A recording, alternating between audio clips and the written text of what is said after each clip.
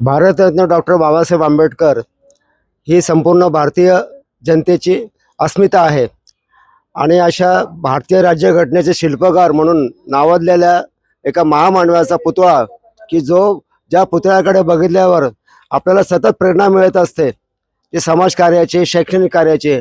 आणि असा जो पुतळा आहे तो अशा एका विरासन स्मशानभूमीमध्ये एका कोपऱ्यात त्याची स्थापना करणे हे अतिशय म्हणजे ते तिथे जी बांधणी झालेली आहे ती बांधणी योग्य नाही आहे. आणि खरं म्हणजे अशा एवढा महामानवाचा पुतळा जो जनतेस प्रेरणादायी आहे तो असा कोपऱ्यात तिथे नेऊन ठेवणे हे जे ज्याला म्हणतात की ते समाजाचं योग्य लक्षण नाही आहे. आता जर आपण बघायला गेलं तर हे जे म्हणजे पुतळा जर आपल्याला बांधायचा असेल एका महापुरुषाचा, त्याच्या 2 किलोमीटर परिसरामध्ये त्याच महापुरुषाचा समान पुतळा असू नये. आणि हे जे पुतळा समिती आहे त्या पुतळा समितीमध्ये सन्माननीय DCP साहेब, जिल्हाधिकारी साहेब आणि उल्हासनगर महापालिकेचे जे आयुक्त असे आणि काही सामाजिक कार्यकर्ते यांचा समावेश असतो. त्यानंतर हा जो पुतळा आहे तो महाराष्ट्र सांस्कृतिक संचालनालय जो आहे त्या सांस्कृतिक संचालनालयाच्या कला केंद्राकडे तो सोपवला जातो आणि तिथून मान्यता मिळाल्यानंतर जागेची पाहणी केल्यानंतर अशा ठिकाणी त्या पुतळ्याची सगळ्यांना तो बघता येईल, त्याचं निरीक्षण करता येईल अशा ठिकाणी पुतळा बसवतो. अशा स्मशानभूमीमध्ये रात्री अपरात्री गळदुल्यांचा तिथं संचार असतो. तिथं त्यांचं झोपणं वगैरे, चरस गांजा पिणं वगैरे हे समाजघातक असं जे लक्षण आहे.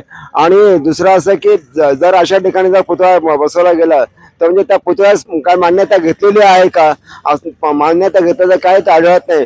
म्हणून या कामी कायद्याने वागा लोक चळवळीचे प्रणेते माननीय राजा असरोणकर सर यांनी जे एक निवेदन दिलेलं आहे की ते 1 एप्रिल 2026 पासून हा पुतळा जो आहे तो अतिशय दर्शनीय ठिकाणी आणि परवानग्या घेऊन, विधिवत परवानग्या घेऊन तो बसवण्यात यावा. तर त्या कामी त्यांनी उपोषण ते सुरू करणार असं त्यांनी निवेदन दिलेलं आहे जिल्हाधिकारी साहेब, DCP साहेब यांना. आणि आमचं पण राष्ट्रसंत रविदास समाज प्रबोधन मंडळातर्फे आमच्या ह्या जे कायद्याने वागा चळवळ राज असरोणकर साहेब आहेत त्यांच्या या उपोषणास पाठिंबा आहे. जर 1 एप्रिल 2026च्या आतमध्ये सन्माननीय DCP साहेब, जिल्हाधिकारी साहेब किंवा आयुक्त साहेब यांनी जर त्या पुतळा तिथून हटवून चांगल्या विधिवत ठिकाणी जर त्याची म्हणजे जर जागा सांगितली की त्या जागेमध्ये त्याची बांधणी करण्याचा प्रस्ताव दिला तर आम्ही त्याला नक्कीच पाठिंबा देऊ. आणि राज असरोणकर साहेब यांनी जो याच्यामध्ये जो पुढाकार घेतलेला आहे पुतळ्याची विधिवत योग्य ठिकाणी, दर्शनीय ठिकाणी त्याची स्थापना करण्यात यावी, त्यास राष्ट्रसंत रविदास समाज प्रबोधन मंडळाचा जाहीर पाठिंबा आहे. धन्यवाद.